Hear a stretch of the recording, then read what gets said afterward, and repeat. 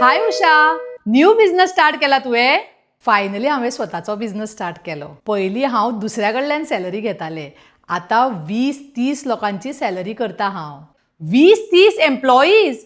तशें जाल्यार तुवें ESIC PF रजिस्ट्रेशन केलाच आसतलें. हां?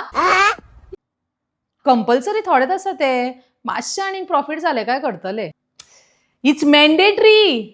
आसूं, कोणाक कळटा. पळय, ज्या बिझनेस ओनरा कडेन मोर दॅन 20 एम्प्लॉईज आसा ताका EPF तशेंच मोर दॅन 10 एम्प्लॉईज आसा ताका ESIC रजिस्ट्रेशन हे घेवचेच पडटा. That too from the day you hire your 10th employee on board. आनी हांवें करूं ना तर? ना जाल्यार दंड आनी फायन लागतली.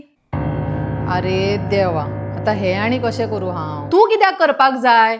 हे सगळे करपा खातीर डिजिटल HR एम्पावरमेंट ह्या HR कन्सल्टन्सीची एक्सपर्ट टीम आसा जे starting from your registration to monthly compliance सगळे हँडल करता.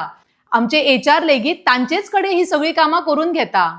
पूण हांव अशें खूब जाणांक वळखता जे हे कंप्लायन्सीस करत ना. तुज्या सारके तांकां हे सगळे खबर नासतले. धाड तांकां हो व्हिडिओ. तुम्ही सुद्धा तुमच्या HR, अकाउंटंट आणि बिझनेस फ्रेंड्सांक हो व्हिडिओ शेअर करात. थँक्यू.